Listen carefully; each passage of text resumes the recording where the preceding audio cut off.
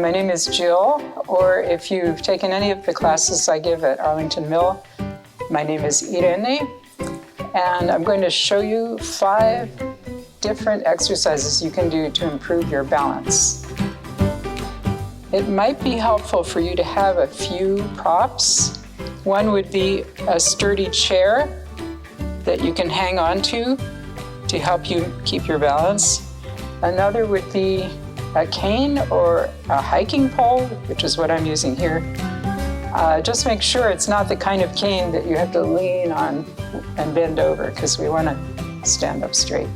And another prop could be a step stool that you can step onto.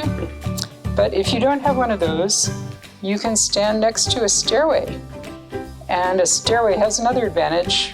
It might have a railing that you can hang onto, or even 2 railings. So try to assemble all your equipment and we'll get started.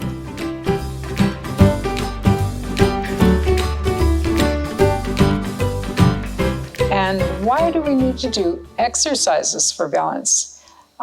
It's partly because in order to have good balance, you need strong muscles, and you can do exercises that will strengthen your muscles. So today I'm going to show you 5 different kinds of exercise you can do to strengthen the muscles that help you maintain your balance. And the first one I'm going to do is a very easy one. I don't know if you can see my feet, but it's something called heel raises. You just lift your heels off the ground. And why is this important? It's because one of the strategies we use to maintain our balance is to use our ankles. So the muscles in your feet and your ankles need to be strong. And why am I standing next to a chair and holding a cane? Well, that's because if you're already having trouble with your balance, you need to stand next to some source of support. It doesn't need to be a chair. It can be your kitchen counter. Or if you have a good cane, you can hang on to that. Or if you really need to, you can hang on to 2 sources of support. But I'm still going up and down, trying to exercise my ankles. And suppose this is just too easy. I mean, this looks like a pretty easy exercise. Something else you can do, in addition to raising your heels up, you can also raise your toes. You can raise your toes because you're also using the muscles of your ankles to do that. Or you can rock back and forth. You can go up on your heels and back on your toes, and up on your heels and back on your toes. And you don't have to do a whole lot of these if you're just beginning. You can do, say, 10 or 12. Or if you feel as if they're too easy, I would say go on to the next exercise, but come back and do another set of repetitions of this one. Okay, and another thing to think about is, when do you need to be able to raise up your heels? Well, there are lots of situations where you might need to. For instance, if you're reaching for something up on a high shelf. Okay, so the next move I'm going to tell you about is squats. And squats are something that we all do pretty often during the day. Squats basically means bending your knees and lowering your rear end and standing up again. And the reason this is important is because you need to squat so many times during the day. You have to squat if you're sitting down in a chair. You have to squat if you're standing and then you want to sit down on your bed and lie down. If you're getting into a car, you have to squat to get into the seat of the car. And there are just many, many other situations where you need to squat. So squats can be easy or hard. The easiest ones are the ones where you just bend your knees a little bit and you don't go down very far. So if you're having trouble with your knees or your hips, and this is difficult, it's okay to practice like this. But if you think it's really very easy, you can always go for a deeper squat. And another thing you can do to make the deeper squats easier I'm going to put down my cane for a minute to show you. You can balance your body by holding your hands out in front while you do the squats. So this helps to keep your center of gravity over your base of support, which is your feet. And another thing you can do if you want to make squats easier is to move your feet a little farther apart. You know how soldiers in the army, when they're standing at attention, they always keep their feet close together like this. But when someone says at ease, they move their foot out to the side. And the reason for that is it really is easier. You can feel as if you're at ease if your feet are farther apart. Keeping your feet close together means your base of support is small. So if you want it to be more secure, you can put your feet apart. Another way to make it more secure is to move one foot forward, not directly in front of the other one, but slightly to the side. So you could actually do squats like this. It's a little tricky, but now we're moving into another kind of move. It's called lunges, but we'll do lunges later. The third one I want to show you is knee raises. And I'm going to pick up my cane again, but you don't need to use this if you don't want to. So knee raises is just lifting up your knees alternately. And why is this important? Well, one reason is most of us need to step up a stair or a step to get into our houses sometime during the day. And in order to do that easily, you need to strengthen the muscle that lifts up your leg. If you can't lift it up, it can be very, very hard to get into a house. You might find yourself going like this, or like this. So if you make it a practice to exercise this muscle, these are called your hip flexors because they allow your hips to flex. This is a good exercise to do. If you want to make them easier, just lift your knee just a little bit. There's another exercise we can do to strengthen our hip flexors. You put a stool or stand in front of a flight of stairs, and you can lift up one foot and put it on the step. So this way you're using your hip flexors to lift up your leg. But if you want to really practice to make it a little more challenging, you can step up and actually put your weight on that foot and then step down again. Or put your weight on the other foot and step down again. There are just many variations on this. I know about these because after having knee surgery, I had to do exercises to strengthen my legs and my knees and my hip flexors. And this is one that almost all physical therapists will give you. There's another variation of this, which is to raise up both feet onto the step and then step down again. So when you do this, you have to be sure to put your foot all the way onto the step, not just your toe, because if you put just your toe, it would be easy to slide off. So you have to be sure to put it all the way onto the step and up and down again. And you can start with either your right or your left leg. Okay, so fifth exercise, which can be very helpful, is called lunges.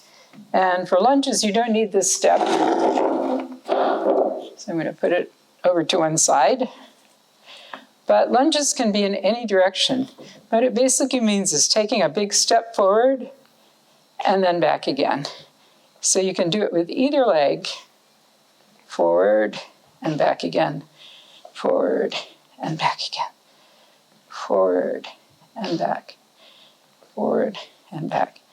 You can also do lunges from side to side. So you can go to one side, bend the knee that you're shifting your weight onto, that side, one side, then the other side.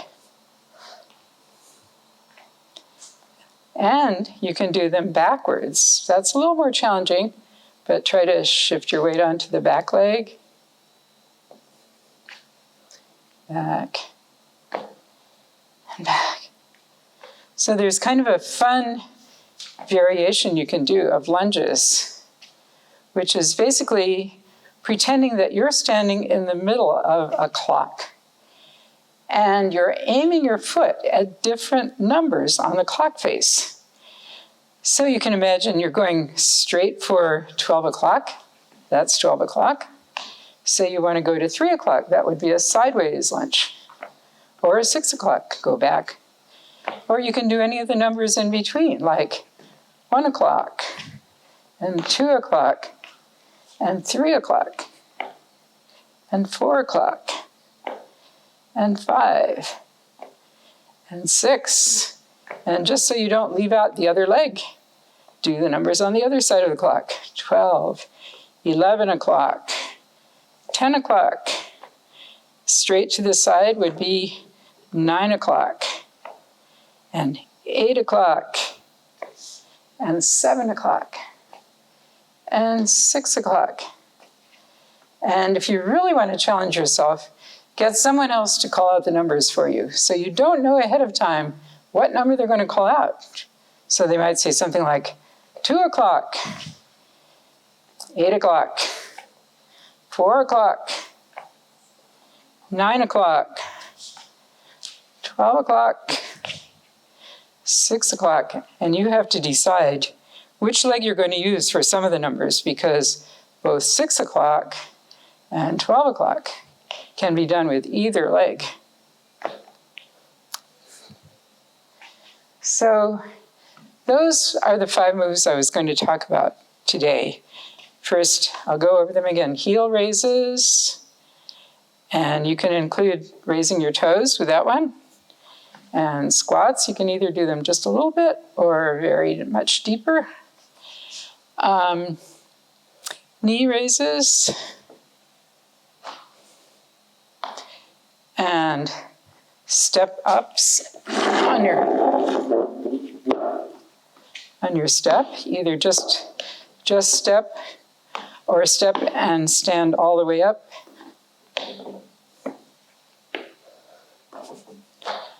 And lunges. Forward, sideways, backwards, other side, backwards, and forwards. But I forgot 2 things I was going to tell you. One is how to get up and down from a chair. A lot of people have trouble with this, especially if you're having trouble with your back or your knees. So sometimes we'll be sitting in a low chair. Say we're sitting back in a couch, and it's time to get out of the couch. So what do? Well, some people reach for the arm of the couch, and they try to go like this. It's pretty hard to do it that way. Or they try to go straight up. Well, that's really hard for your body because you're stacking all the weight right on top of your bottom. It's really hard to do it that way. So if you want to, this is a variation on the squat. If you want to get up the easy way, you move to the very front of your chair. And what you're going to try to do is change your center of gravity. So instead of all the weight being stacked over your rear end like this, you're going to lean forward so that the center of gravity moves forward. And also you can even reach your arms forward to help.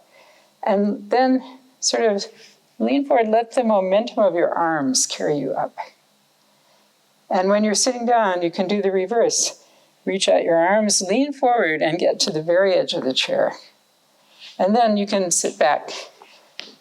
But if you want to practice this, and it's hard, one thing you can do to make it easier, and I don't have a cushion here to show you, But you can actually put a cushion on the chair that's thick or thin, but make sure it's one that won't slip, so you won't have so much trouble getting into and out of the chair. And in fact, if you want to make your day easier, try not to sit down in those deep chairs or those sofas that are very long from front to back, because that really makes it a lot harder to get up and down. If you can use a harder chair or one that's a little higher up, that'll make your life a lot easier. Now I'm going to show you the very last exercise, which isn't in my list of 5. This is one that people often think they're going to have to do if they're going to do balance exercises, which is standing on one leg. You think, or many people think, this is a simple exercise. It's not. It's not, because you're putting all your weight on one foot, which is a lot harder than, say, a wide-legged stance. But if you practice this, you can do it holding on to 2 sources of support, your counter or your chair and your cane, and you can try doing it, say, for 5 seconds before you put your foot down. If you want to challenge yourself a little, let go of one of your sources of support and see if you can keep it up for 5 seconds. If you want to challenge yourself even more, try to do it without any support, but stay next to your counter or whatever you're going to hang on to if you start to wobble, so that if all of a sudden you start to lose your balance, you have something to grab onto. So that's all I have to say today about 5 moves you can practice for balance, and I hope to see you again sometime soon.